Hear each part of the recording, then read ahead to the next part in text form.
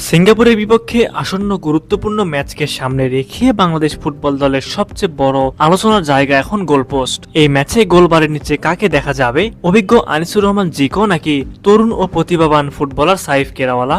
এই প্রশ্ন ঘুরপাক খাচ্ছে সমর্থক, বিশ্লেষক ও ফুটবল মহলে। প্রথমেই কথা বলা যাক আনিসুর রহমান জিকোকে নিয়ে। বাংলাদেশের ফুটবলে পরিচিত ও প্রতীক্ষিত এক নাম তিনি।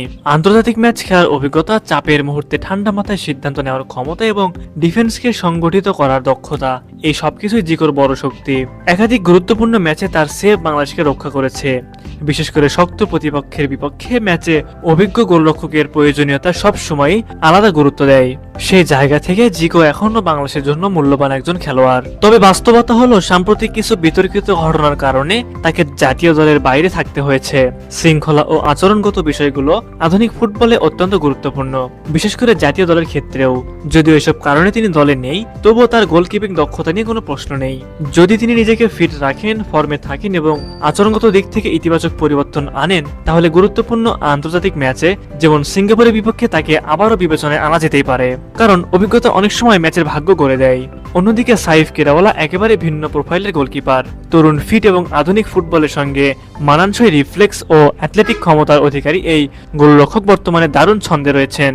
বাংলাদেশি বংশোদ্ভূত 27 বছর বয়সী এই গোলকিপারের উচ্চতা 6 ফুট 3 ইঞ্চি, যা এরিয়াল বল সামলাতে তাকে বাড়তি সুবিধা দেয়। তিনি বর্তমানে খেলছেন ইউনিভার্সিটি অফ ওয়াশিংটন অ্যাথলেটিক্স দলে, যা তার প্রশিক্ষণ ও ম্যাচে ফিটনেসের মান দিয়ে ইতিবাচক ইঙ্গিত দেয়। সাইফ কেরাওয়ালার সবচেয়ে বড় শক্তি হলো তার রিফ্লেক্স। 1-in-1 পরিস্থিতিতে সাহসী সিদ্ধান্ত নেওয়ার ক্ষমতা এবং আধুনিক সুপার কিপার স্টাইলের সঙ্গে মানিয়ে নেওয়ার যোগ্যতা। তরুণ হওয়ায় তার মধ্যে শেখার আগ্রহ এবং নিজেকে প্রমাণ করার ক্ষুধা স্পষ্ট।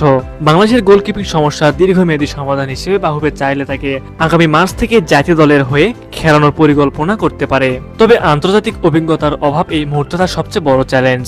সব মিলিয়ে সিঙ্গাপুর ম্যাচে গোল পোস্টে কাকে দরকার, এই প্রশ্নের উত্তর সহজ নয়। এখন প্রশ্নটা আপনাদের, সিঙ্গাপুরকে হারাতে বাংলাদেশের জন্য এই মুহূর্তে কি বেশি প্রয়োজন? অভিজ্ঞ আনিসুর রহমান জিকো নাকি তরুণ ও উদীয়মান সাইফ কেরাওয়ালা? এই বিষয়ে আপনারা কি ভাবছেন তা আমাদের অবশ্যই কমেন্ট করে জানাবেন।